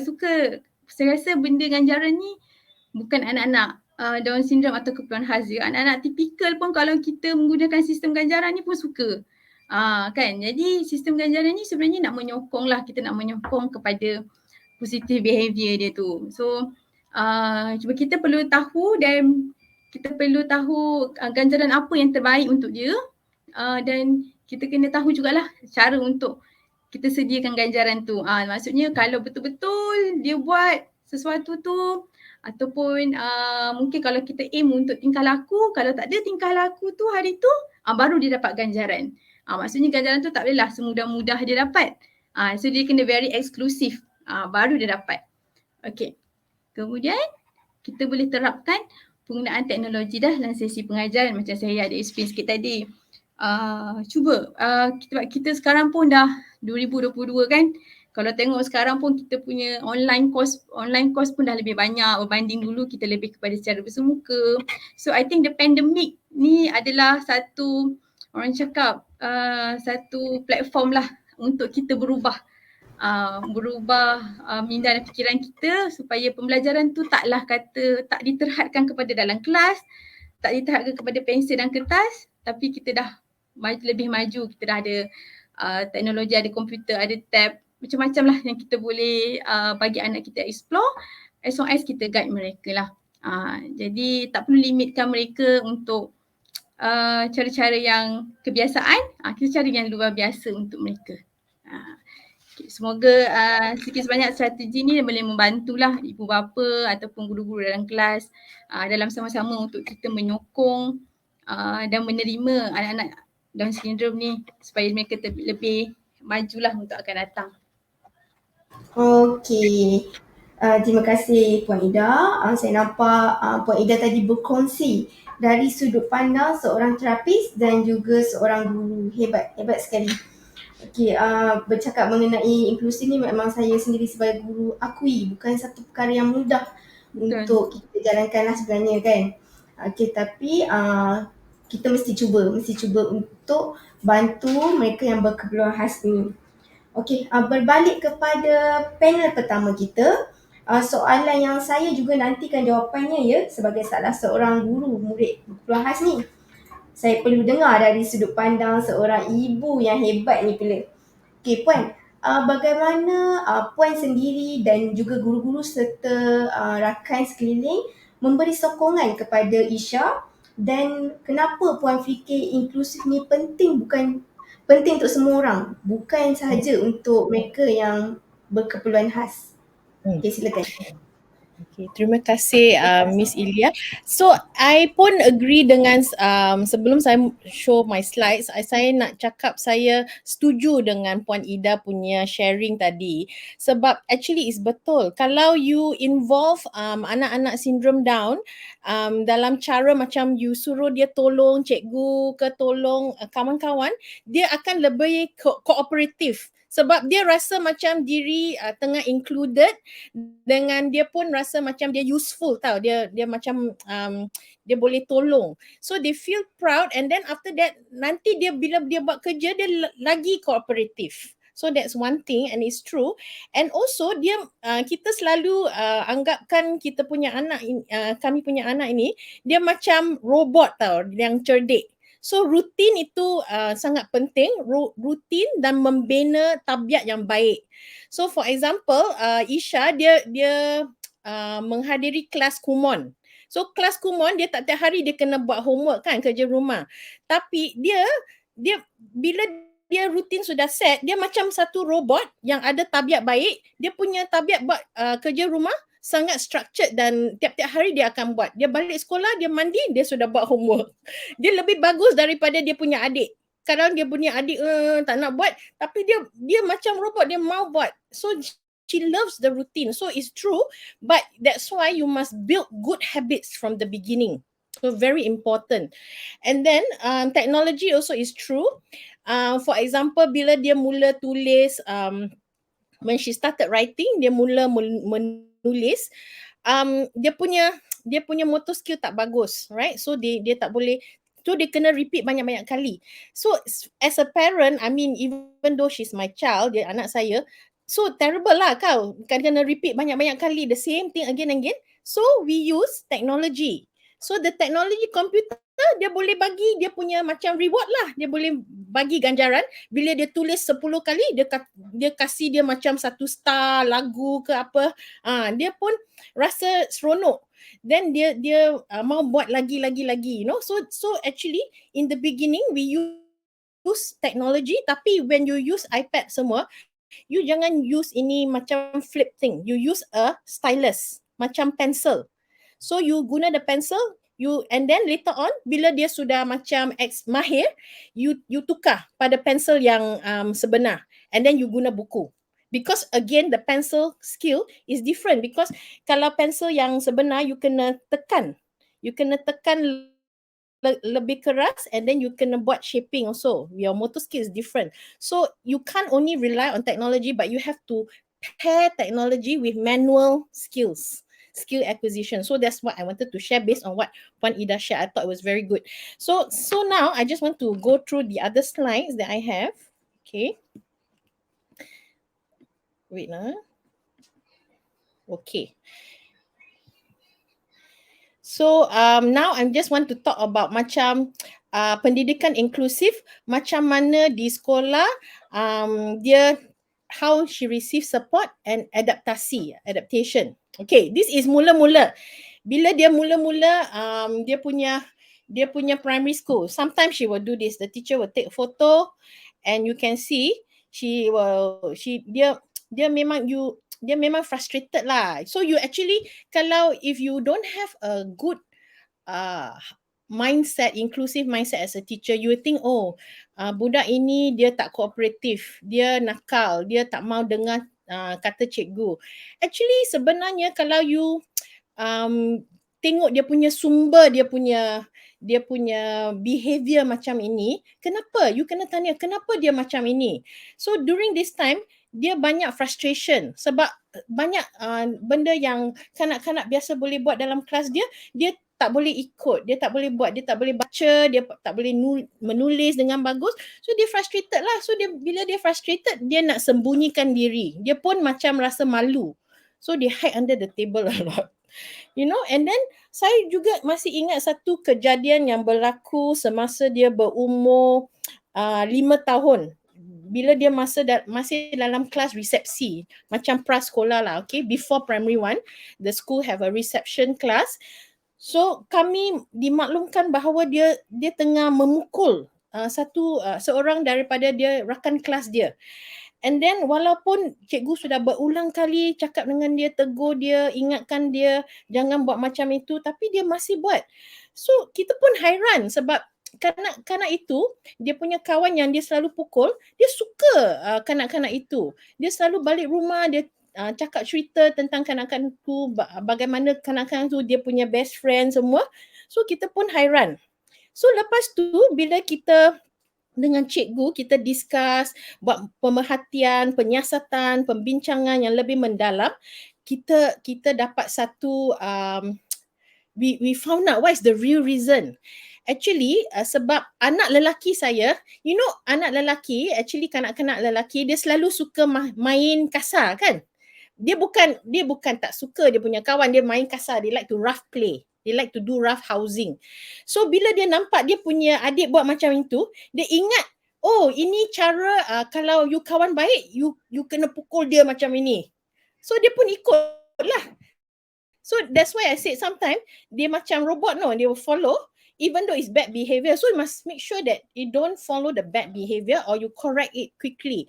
So so dia ingat, oh you boleh main kasar dengan kawan yang you suka. And then masa itu dia punya cikgu bagus. Dia macam masa circle time, dia berbincang dengan seluruh kelas, semua kawan-kawan dia berbincang ini dia ini cara ini adalah salah. And then dia pun ajar kanak-kanak macam mana kalau awak punya kawan pukul awak, apa you boleh buat, how can you mempertahankan diri sendiri, you know, because the child she was hitting dia pun kecil. So they show them lah, you know, how you can stop someone from hitting you. You must also cakap dengan kawan awak, jangan pukul saya, you know, have to defend yourself. Children also have to learn how to defend themselves. And then also dia pun kalau dia cakap dengan kanak-kanak, kalau you tak boleh menyelesaikan masalah ini sendiri, what you should do. You know, if you cannot solve the problem on your own, your friend is hitting you, what can you do? So dia pun bincang dalam satu kelas, and then lepas tu dia the teacher, instead of macam salahkan, daripada mengajar kelas kanak-kanak dalam kelas itu untuk menyalahkan Isha ataupun siapa-siapa kanak-kanak yang buat benda yang salah, kita cuma menyalahkan dia, lepas tu cakap tell your friend sorry, macam sorry yang tak bermakna tau. So instead of just forcing the child to say sorry and then just say, oh this person did something wrong, blame them, you know, tapi guru ni dia macam memberi satu pengajaran pada kanak-kanak macam mana boleh how to motivate, how to encourage your friends to be good friends, to be nice to each other. So dia akan macam menggalakkan kanak-kanak lain untuk menyokong kanak-kanak yang buat salah. So dia bukan jadi polis, tapi dia macam jadi kawan yang baik. Dia boleh mengingatkan macam Isha supaya tak memukul dia, you know, memukul orang adalah salah. So selepas kejadian itu, seluruh kelas itu dia pun dapat pelajaran hidup yang kritikal tentang macam mana nak menyelesaikan masalah, macam mana nak macam ketegasan, macam mana nak defend diri sendiri, macam mana nak jadi rakan yang baik. So I think they came up with a lot of good lesson rather than just teaching children how to blame other children who do wrong thing and then just simply say sorry for no reason, you know, without explaining the reason. So I think ini merupakan satu pembelajaran bagi saya yang hebat juga, sebab walaupun pada zaman sekarang kita sentiasa tertumpu menumpukan pada pencapaian akademik, jenis pembelajaran ini lebih bermakna sebab ini adalah it's a kind of important type of learning through experiences in school, you know, social experiences and character development. I feel must be intentional, you know, not occasional and accidental. Oh, sometimes you're good, sometimes you're not. You must always incorporate all these kind of character and value lessons in school. I think in the old days, a lot of time is emphasized, but nowadays sebab kita selalu tumpukan pada pencapaian akademik saja, kita sudah lupa a lot of these valuable things that children need to learn. Okay, so you can see now she can do simple presentation. You can see this is one of her presentation bila dia buat online class, dia record. Hello, my name is Isha and this is my UOL presentation. On my product class Is Magnum? Magnum ice cream. Okay. Ice cream is a good. It is also a one. Ice cream is Point a here. food Point product. here. Yeah, Food the product. food product like you have a plate. And fork and spoon, right? Yeah, for Okay. example, fork and spoon, knife. Okay, then number 3. Point to here, number 3. Number 3. Okay, now read number 3. Third page. Okay. Turn. Okay, Magnum ice cream has 5 main 5 flavors. 5 Main flavors. main flavors. Classic, chocolate brownies, gold, lemon, Almond. almond. Okay, so I won't play the whole thing, tapi it's actually a presentation about good something that you can buy in society. What is, you know, what you sell. So dia belajar macam mana benda itu dihasilkan, macam mana kita jualkan benda. No, so she learning about a lot of things to do with real life things. That's why it's very important. Dia penting untuk bagi kanak-kanak macam dia pergi ke sekolah yang mainstream. So dia boleh belajar things that everybody else is learning also. Okay, so yang ni we talk a lot about writing. Okay, so tadi as I said, she learn writing bila dia mula sekolah. Ini dia gambar yang dia punya progress lah dalam tulisan. So bila dalam tempoh 1 tahun saja, gambar yang pertama ialah kira-kira Jun tahun Jun 2020, June 2020, when she first started all the online schooling, dia punya tulisan macam ini, nombor 1. Dia buat note, kita pun tak faham apa dia tulis. Tapi dia dalam dia punya minda, dia memang copying exactly what the teacher is showing on the screen, tapi it's not very, we don't understand it. Okay, then after that, tahun lepas tu, tahun lepas, in January 2021, dia gambar yang kedua. So some of the words, kalau dia simple punya perkataan, dia boleh ikut. Okay, so you can see she put reduce, only buy what you need, reuse, use your own shopping bag, recycle plastic bottle. So simple benda dia boleh buat. And then sekarang then after that, later on in May 2021, she progressed so much better because dia punya cikgu selalu encourage dia. So saya tolong dia dengan dia punya anak panah saja, dia punya ruler anak panah, tapi yang lain dia copy sendiri. Ikut screen slide dekat screen Zoom. And sekarang I don't have the latest one, tapi sekarang dia boleh seluruh sehelai kertas dia boleh tulis semua penuh. And then sekarang dia punya kelas punya notes, bila dia bawa balik, saya boleh faham, saya boleh baca apa yang dia tulis actually sebenarnya. So dia kini boleh mencatat nota dengan lebih berkesan, dan nota ini boleh difahami oleh orang lain, bukan saja orang yang kenal dia dengan baik. So she really progress because of the encouragement, and she can, you know. So I think she can get better kalau dia dapat dorongan yang lebih. And then Chinese, you know, she learns Chinese. So Chinese itu is like very difficult, okay, even for saya as a regular adult, is sangat susah. So saya dapat tip ini daripada dia punya cikgu Kumon. Cikgu Kumon bila dia mula-mula belajar Kumon, dia tak boleh tulis nombor. Dia punya nombor semua macam a bit all over the place lah. Dia tak boleh tulis. So dia mula menulis dengan menulis nombor. Actually not with letters. Actually nombor, dia mula menulis with nombor. And I use this strategy. The Kumon teacher cakap dengan saya, Puan, you boleh guna highlighter. You write the highlighter, you tulis itu nombor dengan highlighter, you buat dia trace. So I also use that method. sometimes you can apply different method that different people tell you, and I apply it to Chinese. So in the beginning, you see the first one with the yellow highlighter, mula-mula I buat and then dia ikut. Tapi you know satu helai macam ni, dia guna macam 2 jam lah untuk habis. So sometimes it's like very terrible for me also. Dia Then boleh after duduk that, 2 jam tu. Huh? Dia boleh duduk lah 2 jam tu. yalah, sebab dia mau buat tapi sometimes kena rest sikit. So we work on her table time lah. So in the beginning mungkin 15 minit, then we increase lah slowly. So at this point she was able to sit through 2 jam, sometimes with a small break in between. Kalau dia minum air, makan snack sikit. Then now dia macam dia ada motivasi sendiri nak buat sendiri. So you can see the second one is sometime now, bila kalau dia punya perkataan sangat susah, saya kena tolong dia sikit. Tapi yang lain kalau dia boleh buat, dia tak mau orang lain tolong dia. Dia mau buat sendiri. She wants to do it herself. She wants to be independent. And the third one is just last week. She did this whole page by herself.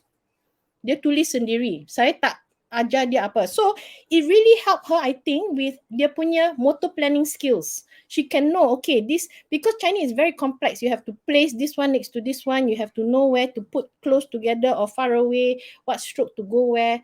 So I think it really helped her. And I think this kind of training also helped her dengan to learn other things also. So I think every learning opportunity, every small achievement is a step to doing bigger things for her.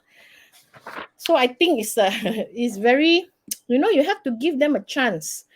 So now dengan setiap pencapaian kecil yang diraih oleh tindakan inklusif yang simple tetapi sungguh bermakna ini, serta penghargaan orang lain terhadap identiti dia, usaha dia, keyakinan dia bertambah dan keberanian dia untuk mencuba perkara baru dan tidak dikenalinya sebelum ini, dia akan meningkat.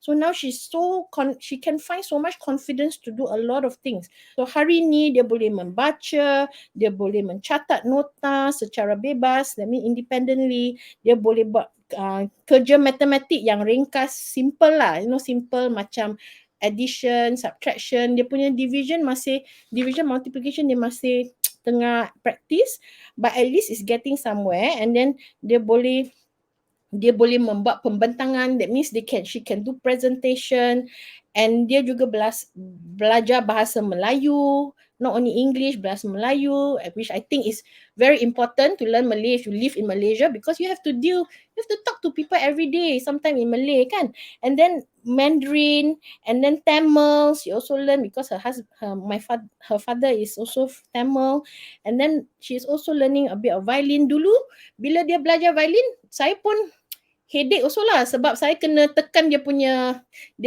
jari dekat violin. Tapi sekarang dia boleh main sendiri, and then dia belajar tarian India, Bharatanatyam. Dia juga boleh berenang, kolam renang 25 meter, dia boleh berenang tanpa henti. So dia punya macam metamorphosis sangat menggembirakan, you know, for me it's very rewarding for me to see. So I just show you some quick videos of her. Lalu surat dengan bentukan.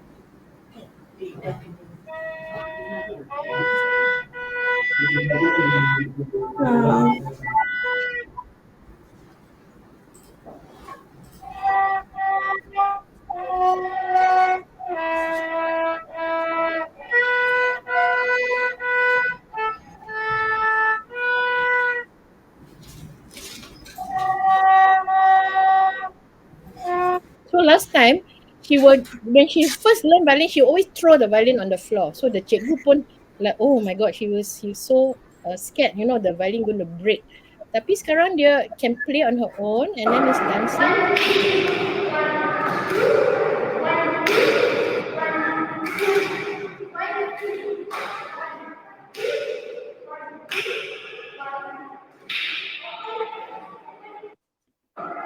And then this piano also, finger isolation is difficult, but she's learning.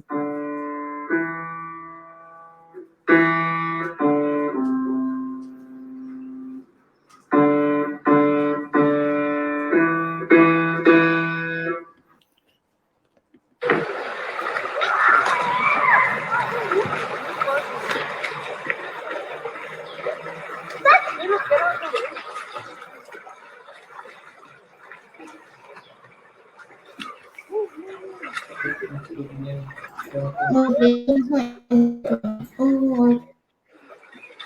aku tak pandai tu swimming tu. Ha.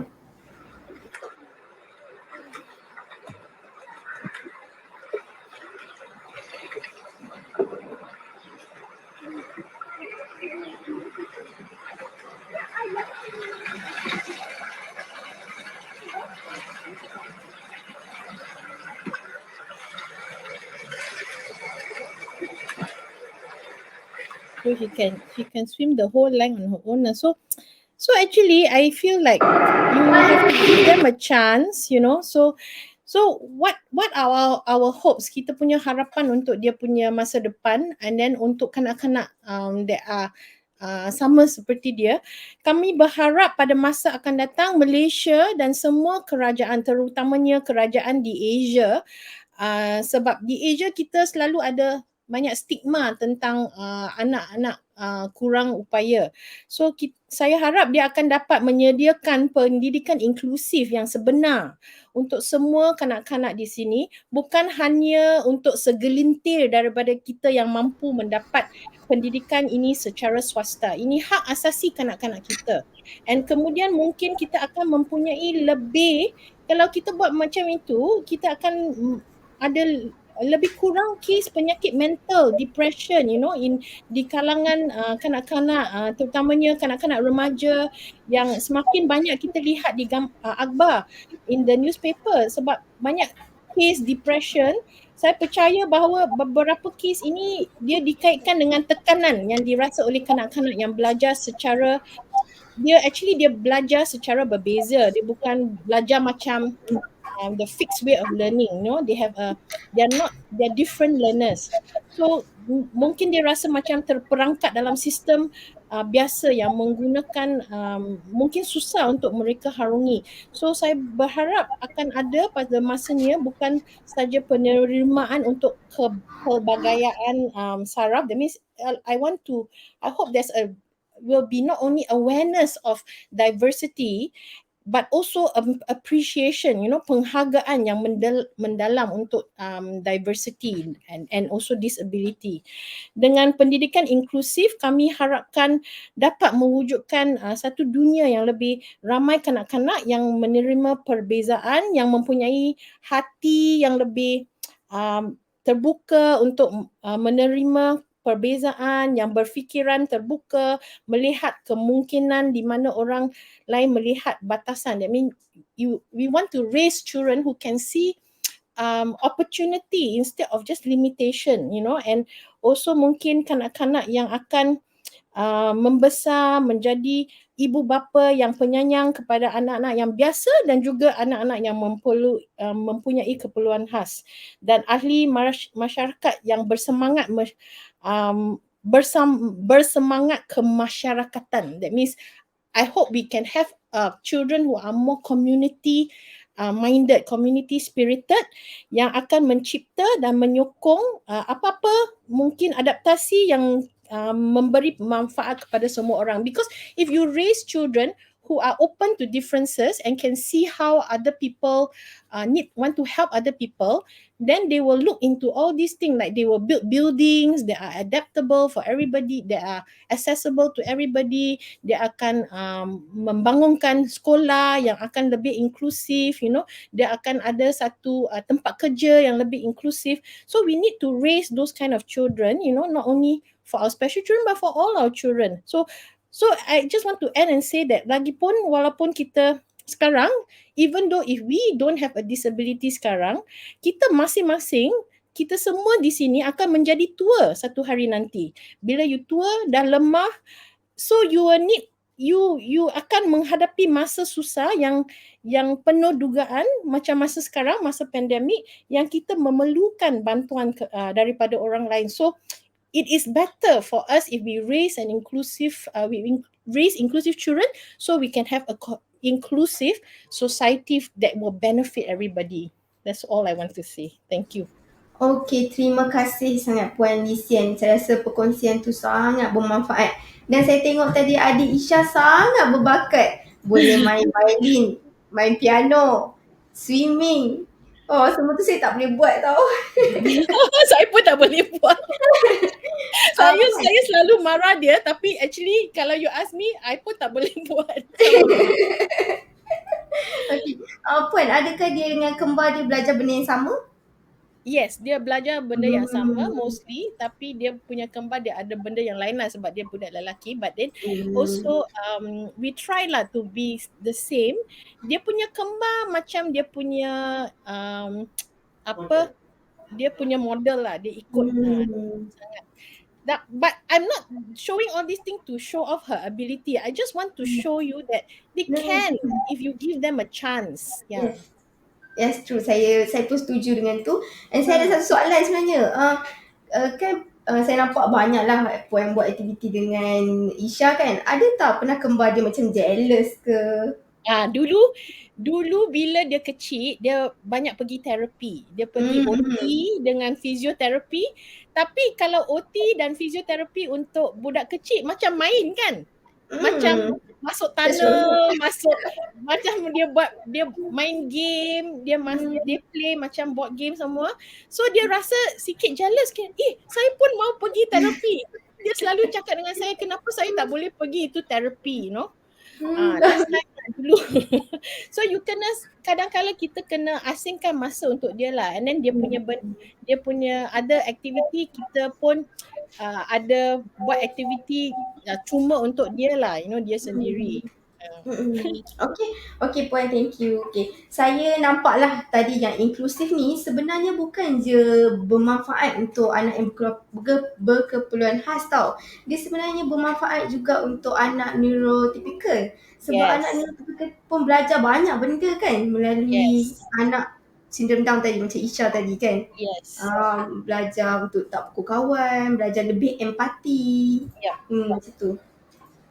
Okey, sebenarnya kita dah habis dah soalan bersama dengan kedua panel kita. So sekarang ialah masa yang ditunggu-tunggu, iaitu kita nak menjawab soalan daripada Facebook yang berada di ruangan chat lah.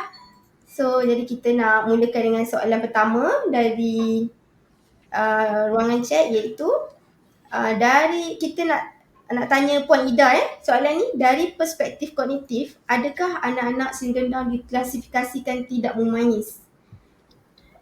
Okey, soalan ni menarik. Okey, menarik. Saya cuba jawab. Okey, sebelum tu saya bagilah definisi secara ringkasnya apa yang dimaksudkan dengan mumayyiz tu lah. Mungkin ada yang tak biasa dengar kan. Okey, mumayyiz saya rasa Puan Izian pun tak pasti dengan apa tu mumayyiz. Okey, mumayyiz ni adalah kebolehan anak itu ataupun kebolehan anak itu mencapai tahap dia boleh membezakan baik dan buruk sesuatu perkara. Okey, jadi kalau untuk anak-anak Down syndrome ni, saya boleh katakan ia bergantung kepada tahap perkembangan kognitif mereka. Okay, sebab setiap anak Down syndrome tu tahap kognitif mereka berbeza. Okay, sekiranya tahap kognitif mereka adalah mild, jadi mungkin dia mencapai tahap mumayyiz tu lebih awal berbanding dengan anak-anak yang tahap kognitifnya moderate. Okay, jadi saya tak boleh nak cakap secara keseluruhannya, saya tak boleh pukul rata lah. Anak-anak Down syndrome ni semuanya tidak mencapai mumayyiz. Saya tak cakap macam itulah. Tapi dia berbalik kepada tahap kognitif anak itulah. Itu dari sudut pandangan saya lah. Mungkin kalau untuk lebih lanjut mungkin kita boleh dapatkan pandangan daripada panel-panel yang mungkin lebih arif lah dari segi untuk menjelaskan isu mumayyiz ni. Okay, itu. Okey, terima kasih Puan Ida. Harap menjawab soalan tadilah. Okey, soalan yang kedua. Saya nak tanya Puan Lisian. Okey, soalan ni berbunyi, how and since when you encourage your special need kids towards speaking and reading? Okey, silakan Puan. Actually sejak dari kecil lagi. Bila diorang sudah macam setahun lebih, saya tiap-tiap hari saya baca buku. 10 minit saja. You know, a lot of parents kata, oh saya tak ada masa. Actually is 5 to 10 minutes, mungkin 1-2 buku yang simple saja sebelum dia tidur saya akan baca. Because saya baca dalam satu buku tentang the benefits of reading aloud, sebenarnya kita punya anak punya brain actually bila dia kecil dia memang tak boleh bertutur, they cannot speak and they cannot read and write, right? Tapi dia boleh dengar. So everything they hear, actually all the words are going into their head. All the words are going to their head, dia store dekat situ bila you baca dengan dia. Then after that, when dia sudah ready to talk, then the words are inside already. So you cannot speak, you tak boleh tutur perkataan yang you tak pernah dengar. You must have heard it before, then you can say it properly. You know, and then after that bila dia sampai dia masa dia sedia untuk membaca, then that time you can only read the word that you have heard and you have spoken. And same with writing, you know, the writing is the end game, right? So actually if you don't start storing the words in the vocabulary in the head, then the pool cannot overflow into the next pool. So it's very important you start reading to your child early. Reading to me, saya rasa dalam and then especially during the pandemic, it is the most important skill. Tak payah, you don't have to worry about whether my child know this, that, all this extra content. Actually, you just make sure your child learn how to read. Because bila dia sudah boleh membaca, banyak benda dia boleh buat. Macam dia boleh baca skrip, dia boleh tengok dia cikgu punya slide, dia boleh ikut, dia boleh ambil nota because she can read. And then now her BM teacher pun cakap dengan saya, dia punya BM pun sudah improve sebab dia boleh baca. So kalau you tak boleh baca, banyak benda you ada banyak limitasi. So I would say if you have to focus on satu skill, you focus on reading. Okay, thank you Puan. Saya rasa saya pun belajar benda yang bagus lah dari point tu. Okay, soalan yang ketiga juga nak tanya Puan Lisien. Bagaimana Puan sentiasa memotivasikan diri untuk menjaga anak kurang upaya Down syndrome? Okay, so I bukannya jaga dia sendiri, saya ada support system. Saya punya suami and my husband is very supportive. Saya ada pembantu rumah, dia ada dekat dengan kita with us since dia sudah umur 1 bulan. So she's also helping me at home. So saya pun I'm lucky lah, tapi also I get a lot of support daripada support group. Parent support group. We have a very strong support group from because kebanyakan kanak-kanak kita bila dia kecil dia masuk itu Kiwanis Down Syndrome punya pusat, the national center. They went to the school there, and dari situ kita macam ada bonding lah dengan parents yang lain. Ada kala parents yang dia punya anak sudah tua sikit, kita pun boleh belajar dari dia. So I find that I'm learning a lot of things from older parents also. Not just, sometimes even my doctor don't know that much. You know, my pediatrician also don't know that much. Because parents only, kalau dia buat benda yang daily, dia boleh ada strategi untuk adaptasi kan, you know, things like that. So I have a support system. I'm lucky, and I think that's what you should do. If you have a child with Down syndrome or apa-apa kurang upaya child, you mesti join satu support group. Kalau tak ada pun you kena macam seek out lah, try to find parents who are like you so that you can get support from them. You know, even if your child go to a normal school, tak apa, you kena selalu satu kaki dekat community kurang upaya, satu kaki dekat community yang biasa. You mesti, I don't agree with parents who just want to go mainstream and then they just leave the other community behind. It's very important you still belong to 2 communities sebab you boleh dapat support yang lain daripada orang yang lain. Yeah. Okay, thank you Puan Lisien. Okay, soalan kita yang terakhir. Kita nak tanya Puan Ida. Okay, Puan Ida, adakah sindrom Down ni ada level macam autisme, macam moderate, mild, severe, macam mana? Atau high function? Okay, untuk Down syndrome Down ni dia tak ada klasifikasi lah dari segi level dia. Cuma yang kita boleh tengok adalah dari segi level kognitif sahaja. So kita level kognitif tu kita boleh tengok lah, ada yang mild, ada moderate, ada yang severe. Itu dari segi kognitif. Dari segi keseluruhan Down syndrome itu dia tak ada macam autism. Even sekarang pun autism dia dah tak ada, kita dah tak tengok mild, moderate. Kita lebih kepada tengok pada support. Kita tengok require support, substantial support ataupun very substantial support. Itu yang terbaru yang dah di-highlight dalam DSM-5. Jadi dah tak ada dah. Kalau autism pun dah tak ada mild, moderate, dan Down syndrome pun memang tak ada. Kecuali kalau kita nak tengok kepada tahap kognitif sahaja. Saya harap menjawab lah. Menjawab soalan. Saya juga sebagai guru, saya macam tak suka juga kita melabel anak ni mild je, anak saya moderate, anak saya dan sebagainya lah. Yang sepatutnya kita patut support each other. Okay, disebabkan kita ada masa lagi, kita pilih satu lagi soalan untuk Puan Lisian . Okay, adakah anak Puan terbeban dengan aktiviti, tantrum, jadual harian dan setiap aktiviti yang Puan fill in dalam masa dia lah? Macam mana? Actually it's like what Puan Ida tadi dah huraikan. Actually dia suka, sebab dia suka rutin. Kalau you sudah mula-mula mungkin ada sikit macam dia kena adjust lah, you know, you have to give them time to adjust. Dia perlukan macam bila dia kelas ini dia nak masuk kelas ini, you kena kasih dia masa untuk buat adjustment. So you cannot rush them. Tapi kalau bila dia punya schedule sudah macam establish, dia suka. Sebab dia like, she will always ask me after school, hari ini apa saya buat? Dia nak saya ingatkan dia, you know, she want to know, I have to do, they should tell me, I have to do my kumon, I have to do this, I have to go my swimming, like that. So I think, you know, it's not to banyak, not so many activity, but you carefully pick yang activity yang sesuai lah untuk dia. Macam swimming itu memang dulu dia buat terapi yang banyak, like OT dengan fizio, tapi sekarang dia sudah besar, dia sudah tak ada OT dengan fizio, tapi saya gantikan. So dia punya swimming macam sejenis terapi untuk dia. You know, macam sejenis terapi, and then dia punya there's a lot of things that is now dia punya therapy lah. Like speech therapy, sekarang kerana pandemik saya tak boleh pergi dia punya speech therapy. So I gantikan lah dengan phonics class, you know, or other thing, play date dengan kanak-kanak lain.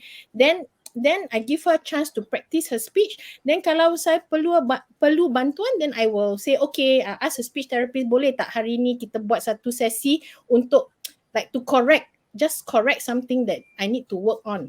So we just so I think dia macam robot yang dia suka routine, you know.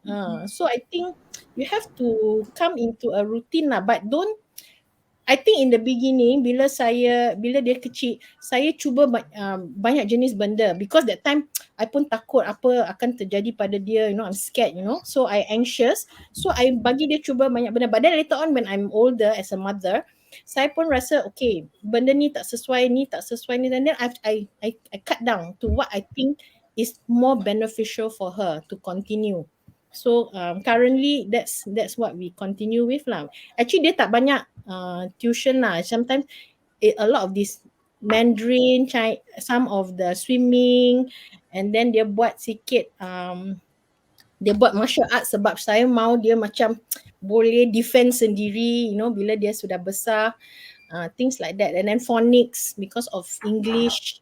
Macam tu lah. Kumon actually is very good because it established, and Kumon we managed to find satu center yang sangat inklusif juga. Dia punya cikgu, dia memang inklusif. Dia tolong kita macam to help her improve with her maths and English. Yeah. Okay Puan, perkongsian yang sangat berinformasi lah. Dan saya rasa saya boleh concludekan yang anak-anak sindrom Down ni, kita perlu rutinkan mereka untuk mereka lebih mudah untuk terima sesuatu dan banyak belajar lah. Okay. I think I want to add one more thing. Just one more thing, I think it's very important. Jangan, kalau dia boleh buat sendiri, jangan buatkan untuk dia. Sebab actually itu cara dia belajar. Dia punya otak boleh belajar macam itu. Kalau dia boleh pakai kasut sendiri, kalau lama pun you bagi dia buat Bagi sendiri. masa. Sebab kalau you selalu buat untuk dia tak belajar. Dia punya otak tak belajar, dia punya proses. So I feel a lot of time people have this concept macam kesian dia, kesian, you know. Jangan adakan ini punya konsep kesian, sebab dia boleh buat. Kalau dia boleh buat, dia buat sendiri. Kalau dia perlu tolong, just tolong a little bit, but then try to slowly move into independence. Okay. So kurangkan bantuan, lebihkan banyak masa untuk tunggu. Nak bantu tapi kena sabar. Okay.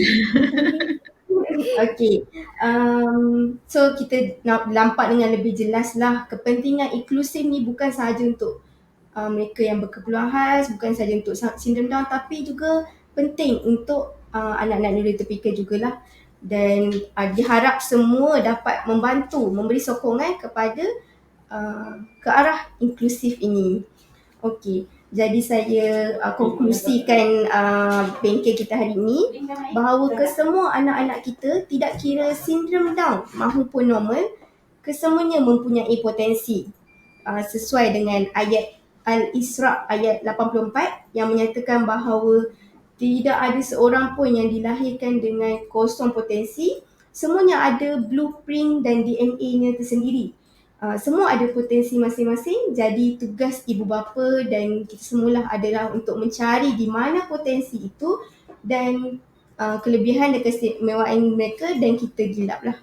Okay. So kita sebenarnya dah nak sampai ke penghujung ni. Tapi sebelum saya akhiri, saya ingin membuat satu hebahan lah mengenai program kita. Okay, seperti semua ketahui, Genius Kurnia merupakan pusat yang menyediakan perkhidmatan kepada autisma. Jadi sempena bulan April, iaitu bulan kesedaran autisma, kita ada buat program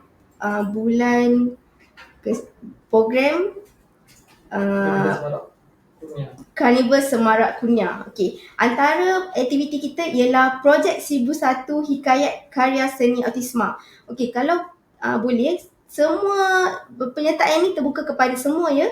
So boleh scan QR code dan dapatkan maklumat lebih lanjut, dan boleh hantar penyertaan. Dan tarikh tutup penyertaan kita adalah esok. So hari ni cepat-cepat buat aktiviti dengan anak, lukis-lukis, seronok-seronok, dan hantarkan penyertaan selewat-lewatnya esok. Okey, jom sertai kami. Okey, dengan ini berakhirlah sudah bengkel kita pada pagi ini. Terima kasih kepada kedua-dua panel kita yang sangat hebat, sangat berinformasi. Terima kasih Puan Ida Adila dan juga Puan Lee Sien ya. Semoga kita berjumpa lagi. Para penonton boleh mengisi pautan pendaftaran dan ECJ di ruangan chat, dan pautan ini hanya akan dibuka selama 30 minit ya. Okey. Mari dipetik sirih puan, sirih dipetik di tepi perigi. Salam sayang tuan dan puan, bulan hadapan berjumpa lagi. Diharap semua yang berada di luar sana dapat menjaga kesihatan dan menjaga SOP sampai kita berjumpa lagi pada bulan hadapan pada bengkel yang lain. Sekian, terima kasih. Bye. Thank you. Terima kasih. Thank you Puan Sama-sama. Ida and Ilya. Okay, bye. Thank you, Puan Isyan. Thank you. Bye-bye.